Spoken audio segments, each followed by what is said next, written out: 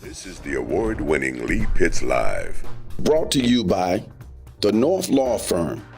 For car accidents and negligent security cases, call Joe at 239-337-1191. And by Lee Health. Southwest Florida, welcome back to Lee Pitts Live here this Sunday morning with part 2 of our special series here at Lee Health. We're at the Galasanos Children's Hospital of Southwest Florida, and we're continuing with our series looking at the history, particularly the Black history of Lee Memorial Health System, now known as Lee Health. We're sitting here with our part 2 series. We'll get a chance to talk to Minnie Jackson. She's a retired nurse at Lee Memorial Hospital, African American. Also, we'll talk to Flora Blackshear. She's the first African American nurse to ever work at Lee Memorial Hospital, leading the way in diversity. Both of them will be guests here in this part 2 series. We'll be right back. Southwest Florida, welcome back to the award-winning Lee Pitts Live here at Galasanos Children's Hospital of Southwest Florida. It is a magnificent facility. If you ever get a chance to come out here and check it out off Summerlin, please do. Part of Lee Health. We're continuing with our Black History series here at the hospital, and we have some historic figures sitting here with me. So let's bump these ladies in, Flora and Minnie Jackson. Some of the early African-American nurses for Lee Memorial Hospital. Retired now. So you guys have been on cruises and all of that since then by now. I know Minnie went on a cruise. Did you do your cruise when you retired? No. Okay. Is it fair to say that both of you grew up in Fort Myers, Dunbar area? Yes. Let's start with a little background on you and your experience at Lee Memorial Hospital. Where did you work, and when did you first start working with Lee Memorial? What year? Oh, 1965, December. I was hired to work on what they call Jewett 1, was a wing in the old hospital. So I got my job because Mrs. Nelson, Lucy Nelson, was a nurse, head nurse on Cox Wing. My father worked for her as a yard man, she and Dr. House. So when she heard that I was back in town and couldn't find a job, she interceded for me, went to John Gadd and at the time, and told him about my background, that I was an RN in the community, teaching at Dunbar as a substitute teacher because I couldn't find a job.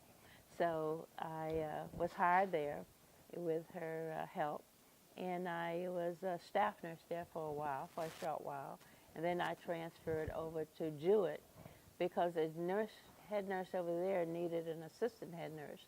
So they recommended that I become her assistant head nurse. And then after a year or so, she started to have some health problems. So then they promoted me to the head nurse, interim head nurse. And then when she couldn't come back, I became the head nurse. That's wonderful experience. And you, Minnie, your early days, how did you first get started at Lee Memorial, and what were you doing what were some of your jobs? I came to Lee Memorial in February 1973. I was hired by Ms. White. Mrs. Bruce, who was my head nurse, my mother had worked for her, so she knew me. I worked 3 to 11. I was the golden egg because Flora was on the other side of the hospital. So therefore, I did not see Flora. And so everybody got to know who I was because I was the only med-surg RN on the floor. But it was other workers on the floor, as Diane was on the floor. Diane was working as a PCT unit secretary. So it was very challenging. at that time because the workers at the hospital, they were either in housekeeping or they were nurses' aide or worked in the kitchen. So people would pass me up, and I was the only RN on the floor. But I would just sit there because I would say, "You will be back." So Because why do you think they passed you up? because they were not familiar with having the charge nurse or the RN be, to be of Black color. person. Okay. What did you know about Lee Memorial Hospital before you started working there? What was your perception? Well, I was born here in Fort Myers, so I knew of Lee Memorial, um, that it was the white hospital. You got to understand that the segregation was very clear as to where the black stayed and what was white. I knew that even my mother had to have surgery, and if you had major surgery, you went over to Lee Memorial for the surgery, and then you were transported back by the ambulance from the undertaker, either Mr. Baker or Mr. Sears. And so the undertaker, they would recover at Lee, and then they would transport them back over to Jones Walker Hospital, Which is the black hospital which is was the black hospital in Dunbar, in Dunbar. the largest African American community in Southwest Florida. Just letting people who are watching this all around the country know what we're talking about. We're here in Fort Myers, Florida. Yes. And what are some of your early racial experiences that you had? Laura, I understand that people didn't even want to work with you or something like that, right? Well, in some Flora. cases, I can remember having a similar situation to hers, where the doctors would come on the floor and they would see me, and they would go over to one of the other white nurses to take care of it. So one day when I got tired of that kind of treatment, I said he took the ward clerk down and then gave her orders. And so I sat and waited on her, and when she got back, she was telling me what he wanted done. So I said, I can't take orders from a ward clerk. You need to call that doctor back, and you need to tell him that I'm the RN on the floor, and he needs to give me the orders. Now, in that situation, the doctor was very courteous. He came back, he apologized and said, and then gave me the orders. So, and I think sometimes when you stand up for yourself, people respect you more. Even though a lot of people were kind of, get intimidated by this particular doctor, and I was too, but then I had to make up my mind that I had to stand my ground, otherwise I would be overlooked, all the time. Did you see African Americans working in other parts of the hospital when you were there at the time? Pretty much the same as she said in the Last week? in the housekeeping and in the dietary, basically, where we saw most of the people. When they saw you walking around in that nursing uniform, two questions. When black patients saw you at the hospital, and when people who were working there who were black saw you walking around that nursing uniform, did you feel any kind of special connection with them and them to you, or did they make comments that they were proud of you or anything like that? Not a lot of that. Some of them did, would say, we're proud of you. And a lot of the nurses, like Mrs. Nelson, would always say she was proud. And Dr. House he worked in the emergency room. He would come by and ask how I was doing. And Dr. Gerard would come by, because my dad worked for him, too, to do yard work. So I did. But as a rule, I kept a very low profile. I see. I found that I was more effective not going out and stirring up a lot of stuff. I drawn attention to Yeah, this. so Okay, just get that check. And a lot of the patients who were there, I had a couple of incidents. I can remember some people coming from up north, and I went in the room with all my little stuff to start an IV, and they said, "Oh, wait a minute, we need to call the doctor." So I said, "Okay," and I'll never forget, Dr. Moore told me, they don't want you taking care of their child because of your color. He said, I'll tell you what I told him. I told him, I will send you to any hospital in the United States you want to go. Just let us know. But Flora is one of the best nurses in the hospital. After that, the people did let me start the IV on them, and I had very little problem after that, you know. No, we're glad we had you there Yes. as the first nurse, Yes. as a trailblazer, and you open up doors for a lot of other people. Now, Minnie, you remember Old Jones Walker Hospital, and then you remember when Lee Memorial Hospital was integrated? Can you tell us a little bit about that? Yes, I really remember Lee Memorial being on Grand Avenue Okay. with the white building before they moved over to Cleveland Avenue, you know, and they had the ducks in the pond. But Jones Walker was the black hospital. Jones Right. Walker was the black hospital. Go ahead. Tell us about that integration process. Do you remember more integration happening? When you say integration of the Lee Memorial, Right. I know that I talked to some of the nurses who worked at Jones Walker because they really didn't come over. I see. Two LPNs came over, Betty Walker and Pearl Wiley. They came over, and it was a few aides came over.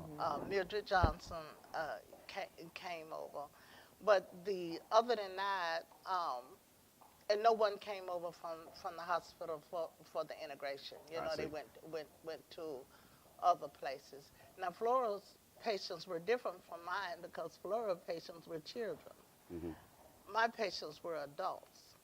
So to answer the question that you just asked for, I was their role model. So I received a lot. They didn't see Flora because she was on the other side of the hospital.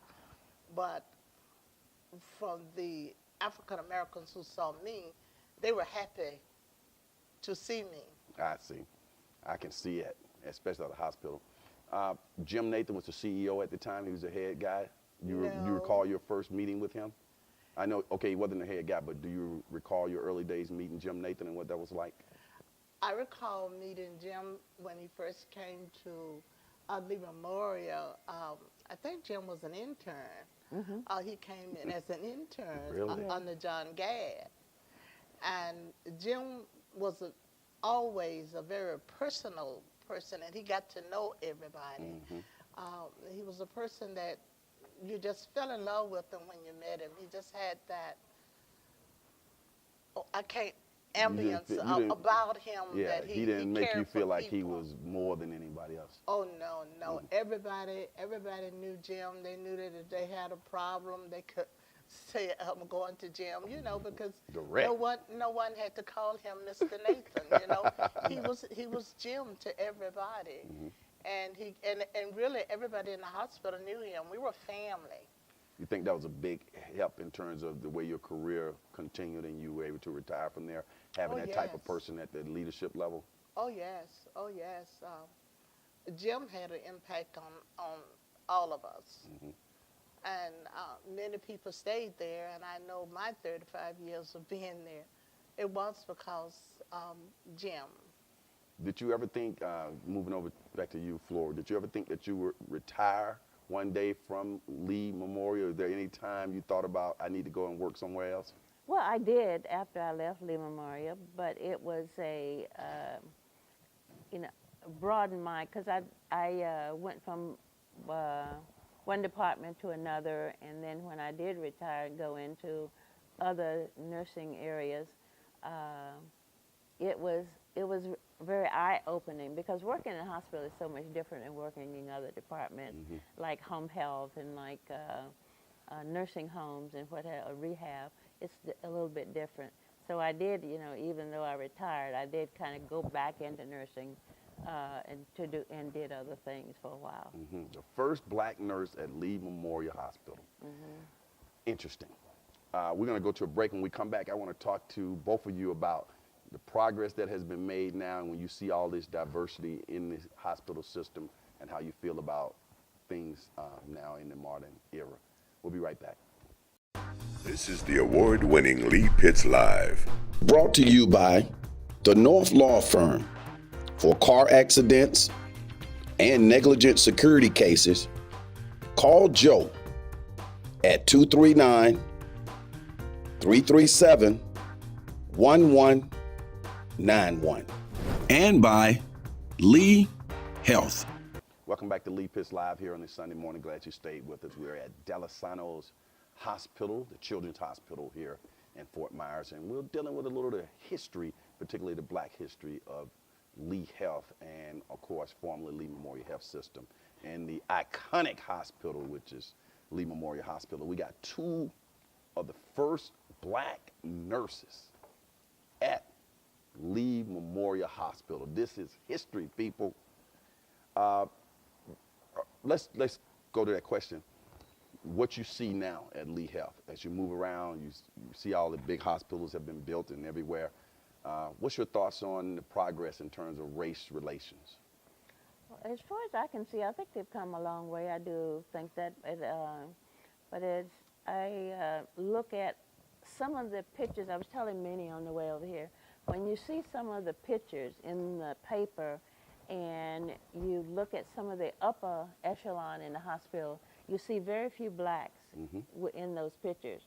And I've often been asked about that, that they, even, department heads and what have you, for some reason that information is not being generated in their publications. If you were to open up their paper, you would see maybe one black person in the whole health paper that they publish. I see. So I do think they need to be more people, but I do think they're still making progress. And like they were saying, at least they have people in places and things in place and goals in places that they can improve on what they have. Okay. And you, Minnie, your thoughts on the way things are now? I feel the same way Flora feels, because I question as to why there are not more, because if you think about where we came from, Flora came into leadership at where it was segregated. I only worked 2 years as a staff nurse. So it wasn't necessarily the hospital or the people who were promoted. They recognized your talent and you were promoted in those back there. But I think that it needs to be more publicity of what they're doing. As Jimmy said, they've improved a lot as far as the leadership, but it's not being spread where people of color can see that. Right. So you're saying it exists, people of color in high leadership levels, but they need to be seen. They need to be a part of the publications. They need to be marketed as well. Right. Because the people the community doesn't see that. Well, they're hearing it now. Lee Health is hearing it now. They're watching you on TV. They are hearing this, and you're giving them some advice in their marketing and public relations department to highlight some of these high-level minorities at the hospital. Right. They're hearing you loud and clear. Yeah. One of the things that I've always said, if you're going to build programs and set up different kinds of services, you need input from all communities. And I think if you want to design something that the black community or any of the other communities in be it location, be it race, you need to have some of those people there represented so we can design that program based on their needs versus a global need, because I think it'll be more successful when people have input into it. More input from people on the ground. Did you guys get a chance to participate? I'm assuming you probably did, Minnie. I don't know if you had retired by then, with some of the health forums that happen in the black community that Lee Memorial, Lee Health puts on, such as the Omega Health Forum and those types of things that you heard us talk about last week. Go with you, Minnie. Well, when Diane mentioned Dr. Bredden and Willie Jackson is my husband. And his whole life was about that health forum. And he worked with it for 15 years. And I worked with it until I retired. I worked with Diane with the health forum. The health forum is it's a wonderful. That's the Omega Health Forum. Yes, it's a wonderful program to have. But we have to get out and focus more on disease processes that really are tight in the African American community. And that's a major concern for me.